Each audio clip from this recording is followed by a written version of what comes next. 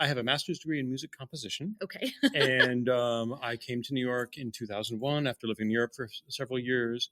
And when you have a performing arts degree and you live in New York City, you do like the actors do, and you work in restaurants. Yeah. And I was blessed to work for a restaurant group that was really rough to work for, but they had a great wine training program. Ah. So I got interested in wine and the kind of music I was doing, which I would call avant-garde classical music, maybe. Okay. Most of my peers went on to become professors. That's kind of the normal career route, and I wasn't interested in that. So wine became a new alternative for me, and I started studying. Ciao, y'all. I'm Jessica Dupuy, guest host for a special TexSom series covering the 2024 TexSom Wine Conference from Dallas, Texas. Join me in the heart of the Lone Star State as we delve into the experiences and insights of key speakers and attendees, exploring career paths, challenges, and the latest trends in the wine industry. If you enjoy the show, please subscribe and rate our show wherever you get your podcasts. All right. Well, welcome, Jim Clarke, to Italian Wine Podcast. I'm so glad you were able to take a few minutes to visit with me. Welcome to TexSom. Thank you. Always glad to be back here in Dallas in the heat of August. Yeah, not many people say that, but except for TexSom. You've got to have that draw, and then it makes it worth it. Yeah, exactly. Right. You know, it's so funny. I feel like I've known you for many, many years. And as I've said with most of the people I've interviewed, it's because of TexSom. Mm-hmm. So I love that it's this place or this event that's brought so many people together for so long. But before we get into that, maybe you could tell us a little bit about who you are and kind of your journey into the wine industry, because it's been circuitous, right? Yeah. So I have a master's degree in music composition. Okay. And I came to New York in 2001 after living in Europe for several years. And when you have a performing arts degree and you live in New York City, you do like the actors do, and you work in restaurants. Yeah. And I was blessed to work for a restaurant group that was really rough to work for, but they had a great wine training program. Ah. So I got interested in wine and the kind of music I was doing, which I would call avant-garde classical music, maybe. Okay. Most of my peers went on to become professors. That's kind of the normal career route, and I wasn't interested in that. So wine became a new alternative for me, and I started studying. And I was very lucky to win a competition that the Sommelier Association put on that won me a trip to Rio Spacious. Oh. However, the gentleman who organized that was a consultant who worked with a number of other wines in New Zealand, New York wines, and South Africa. Okay. So we became friends on the trip, and he introduced me to his other clients, obviously, including South Africa, and that became a bit of a specialty for me.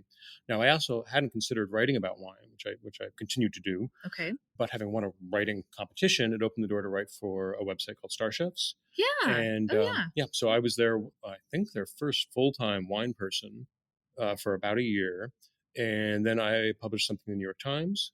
Okay. And I started doing more freelancing, and I kind of moved away from them. But all that time, I realized that no one was really specializing in South Africa, so it was there for the taking. So I went on to be a sommelier at a couple of restaurants, and continued the writing on the side. But everything came out of winning that one competition, because writing started, the South Africa connection started, and then about almost exactly 11 years ago, because September 1st will be my 11th anniversary. Oh, wow. with Wines of South Africa. I came on with them full time. The restaurant group I was working for wanted me to really commit to the restaurant, at least 70 hours a week. And I thought, I'm already the wine director and the closing manager. I don't think I can also be the events person. And yeah. So it was time There's to get a out. limit. Yeah.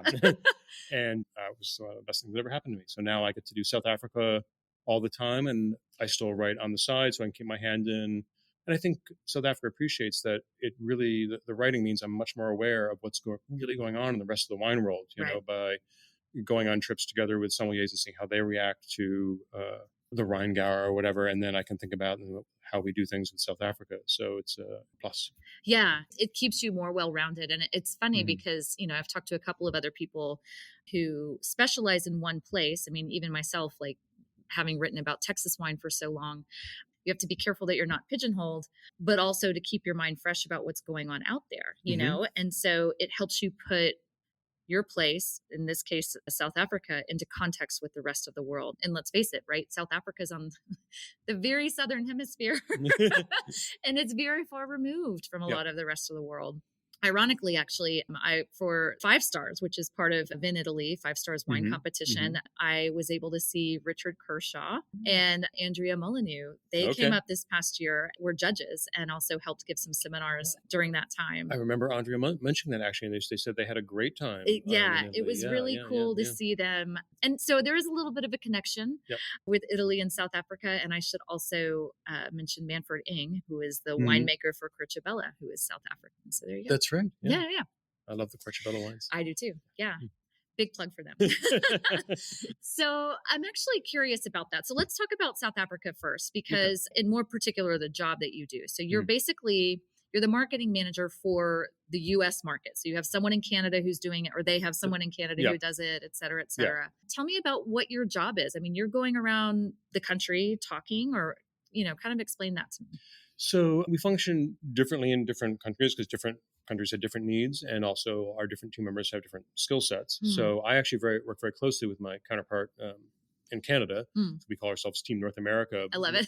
though technically we have a separation of responsibilities, but she comes from more of a marketing background, and I obviously come from a sommelier background. So when I'm working together, for example, with a retailer here in the States to put together a marketing promotion, she can provide valuable insights. Nice. And when she wants someone to come up and, speak Somm and do the sort of presentations, the sort of thing, that's my skill set. Okay. So I will sometimes go up to Toronto or Vancouver or whatever to do that for her when she's got things going on there. Okay. Got it. Yeah. Got it. But then from your writing side, which is that part where you're able to keep your foot in the door on the rest of the world, what does that look like? You're able to travel all over the world.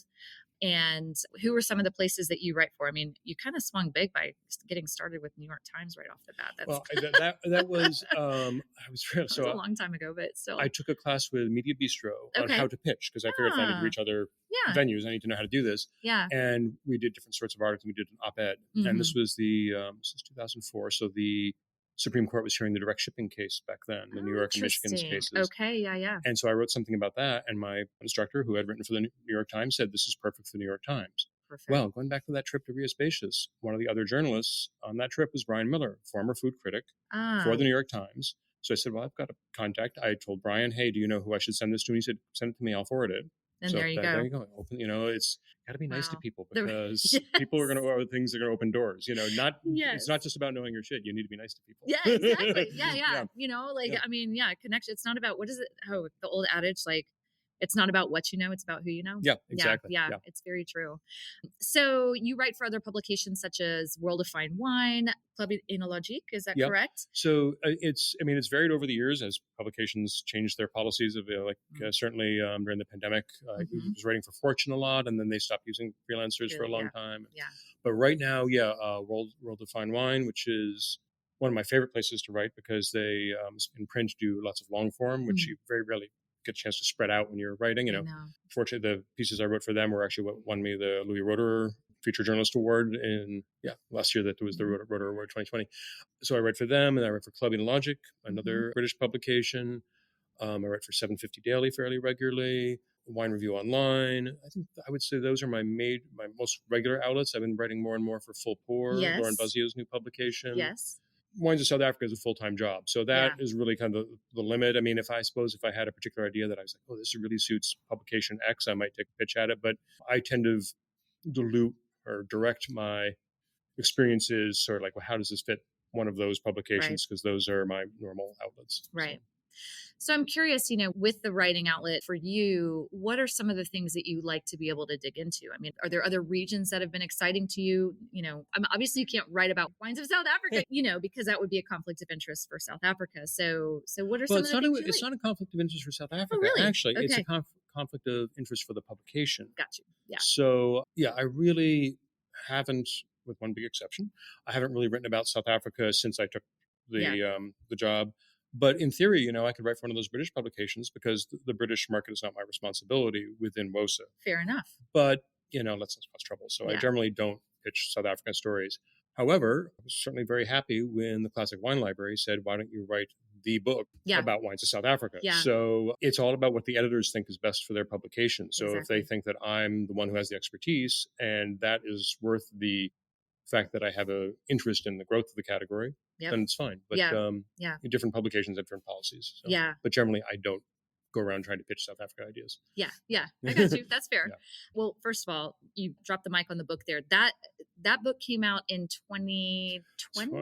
July 2020. The ideal time to release a book. But it doesn't matter because of the COVID thing, all of that. Like, it is one of the best, like, most comprehensive, all-inclusive book on South Africa in terms of a reference opportunity. I wanted to write something that one of the first things I learned about wine books is they are out of date the day they come out.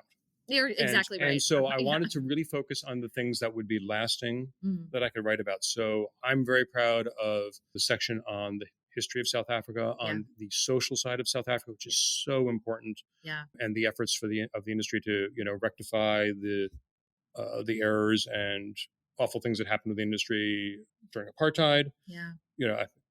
The wine industry it's very complicated, and that's a whole separate podcast, but it's something I wanted to address. And one thing I am grateful is that even though there's an honesty of approach in South Africa, you could think of the 1990s when apartheid was ending, they had the Truth and Reconciliation Commission. Yeah. And it was, let's just put it all out there.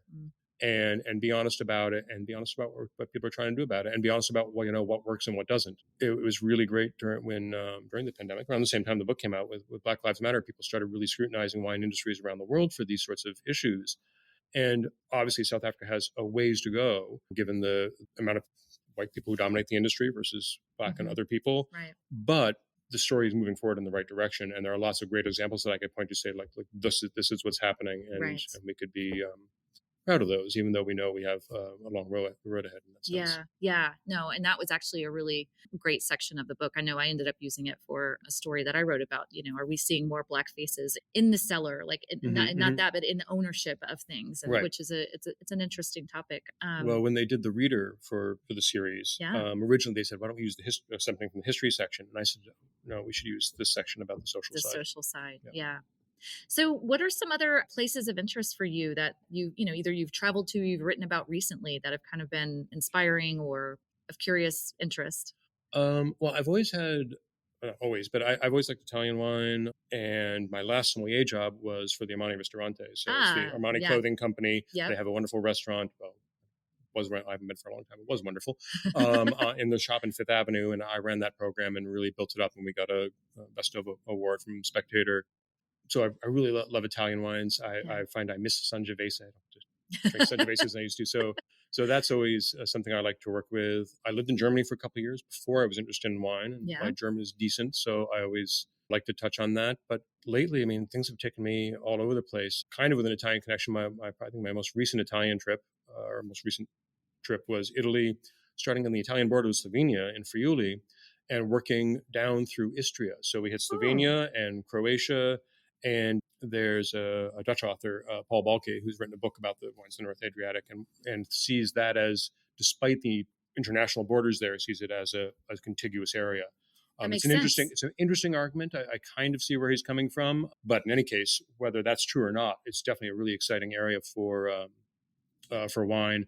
And I drink more white wine than I do red, so I'm always interested in a place that makes white wines that are interesting and that have texture and are not just light and neutral. Yep. It's one of the reasons I like South Africa. I feel like the white wines really shine there. The red wines shine as well, but the white wines have something that you don't find in many New World countries. Yeah. And when you look at what's happening in that part of the world of Italy and Slovenia and Croatia with Malvasia, Istriana, and Rabula Gialla, Friulano, it's just really... It's all very, I agree with you. I think that's a really important point.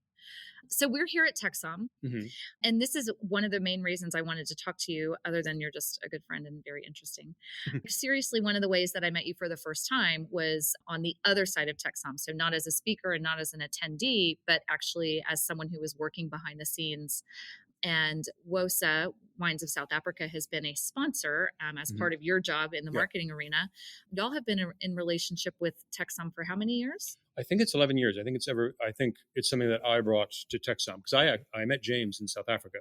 Okay. So we met at Cape Wine 2012. So the year before I came over, I was over as a guest, because I was obviously writing a lot about South Africa at the time, what have you. Yeah. So we met, and that's why I learned about TexSom. And when I started with WoSA, it was just obvious that this was something we wanted. So tell me about how that's evolved, because I would assume that the relationship has been really beneficial for the things that you do in terms of who you're trying to reach and why TexSom makes that possible. Yeah. Well, because Wines of South Africa is such a small organization, I mean, it's just me for the whole U.S. We really need to focus our energies on the trade and create ambassadors within the trade. We can't just like hire a team. We have to reach the people who talk to the consumers. And so we really focus on the trade. And this is the place to meet the trade and at all levels. Because you look at who's speaking here, and you've got great experienced people who have, broad influence, but at the same time, especially working with the volunteers, which is where my focus has been, or the sponsorship we've worked with ever since we started. You're meeting people who are often, this is their first time they've gone somewhere for training. Maybe they've had a great mentor, whatever city they're in or whatever. But they come here and they're with 60 or 100 other sommeliers, all in that same stage of their life cycle in the industry. Yeah. And South Africa is often, it's at the back of the list. It's often at the back of the store, and it's in the back of the book. Mm-hmm. So people start, we've got to learn French wine, whatever. By putting this front of mind, reaching them when they're young and they know this is a serious category with 360 plus years of history, making great wines with lots of things going on. And I try to be practical, things that they can use in their store or on the floor or whatever, get them while they're open-minded. Get them before they have that mentor who says, "Oh, Pinotage, meh, meh, meh, meh." and Pinotage has changed. It certainly has. Yes. But I always know if I do a master class on Pinotage, plenty of gray hair myself, yes, the grayest haired person in the room is the one who's going to, before they even lift the glass, come up with all sorts of negative things. Yeah, reasons not to enjoy Pinotage, which is not fair. But I think that that's really important. So just kind of to give that background on the structure of TexSom, the people polishing the glasses, the people setting up all the seminars and making sure everybody's got their wines poured and everything like that. It's not paid staff. It's not staff from the convention center in which TexSom is hosted. It's actual volunteers from people all over the country who literally submit an application to be asked to come and work. And these are people who are most likely working the floor of restaurants or in retail shops. Yep. And their goal is to expand their career opportunities in the wine industry. So they may be studying for certifications through the Court of Master Sommeliers or through the WSET or what have you. But either way, this is a place where they can come and work. They work very long hours. Yep. They're polishing late into the night and they're up at 6 a.m. getting dressed in full suits and everything. But they're creating a community and network of people, not only of like-aged and peer group, but also, as you said, they're getting to meet the speakers and those who have come before them. And then also people like you who are introducing them to things that they may not yet be familiar with. Yeah. I find that to be one of the coolest things about TexSom is that it's not just a attendee facing conference. It's also a conference that faces back into the behind the scenes and has built something that is pretty unique. Yeah, I think the whole premise, and James can elaborate, this is his thing, but it's not a transactional exercise where it's like, hey, I'm going to show you these wines and you're going to put them on your list. Right. It's a relationship building and a community building exercise. Right. So that means you don't want to have a subclass of people who are not part of that community building. So all the volunteers through to the speakers, through to the attendees, we're all in this together. Right. Yeah. Yeah. It's pretty interesting. And I imagine, with your 11th year, what has been the kind of return for you? You don't have to put that in dollars. I don't mean that. That's for WoSA to answer. But I think, again, just like traveling, I see what other regions are doing and what they value, what they're putting their emphasis on. But I think most important, especially since we sponsor this, what we call the sommelier lounge for the volunteers, and I taste wines while they're taking a break from polishing glasses. They'll come over for 5 minutes. They'll taste a few wines. They'll go polish more glasses. They'll come back. They'll taste a few more, and so on. Getting to know them, seeing how they react to the wines, talking to them about how they can use their wine in the programs. But then, there's a contingent from Mississippi that comes all the time. Amazing. And that was not on my radar. But then I started talking to them. There's a large expat community of South Africans in southern Mississippi working in the cotton industry. Are you kidding me? So there's opportunity. No. Look it up. There's a New York Times article about it. Oh my gosh. Yeah. So you've cracked into a whole different market. Yeah. Mississippi was not on my focus focused region Yeah. radar, but I've gone and done master classes for the group, and they're so enthused to have someone come that they throw out the red carpet, and we really are able to beat the drum really strongly for South African wine through these connections. And that's just one example. But I've got a stack of cards already from just a day and a half here at TexSom of like, okay, I need to get to Georgia this year, and we're going to work with this group. Yeah. Got to get down to Miami because Ray's got a great group down there that I want to work with, so on and so forth. Yeah. I think that's really cool because, as you said, it's opening different ideas for you to kind of make more of an impact. Yeah. Well, Jim, I'm really glad that you took the time to come and sit down with me and talk to me for a little bit. I feel like it's important that we share kind of all, everyone's trying to get out there into the wine world and speak their message. And I think you've done a great job of that for Wines of South Africa. But I also think you've done that for people in the wine community who are wanting to further their education and their careers. So it's, good job both ways. Thank you. I think right now, when we look at people drinking less wine and wondering about whether it's healthy to have wine as part of your lifestyle, whatever, that community aspect is just so much even more important than it already was. Yeah. And it's a little bit lost. I mean, I was reading a Harvard health report about the health things, and I think we can fight back on that front. I agree. But let's remind people that, it's not about getting drunk. It's about conviviality and collegiality and getting together, enjoying wine together. That's why it comes in a bottle, so you can share it. Yeah, exactly. Yeah. I love that. That's a really great way to put it. And it's a culture of wine that I think we're trying to propagate. So thank you so much. Thank you for having me. Listen to the Italian Wine Podcast wherever you get your podcasts. We're on SoundCloud, Apple Podcasts, Spotify, Himalaya FM, and more. Don't forget to subscribe and rate the show. If you enjoy listening, please consider donating through ItalianWinePodcast.com. Any amount helps cover equipment, production, and publication costs. Until next time, cin cin.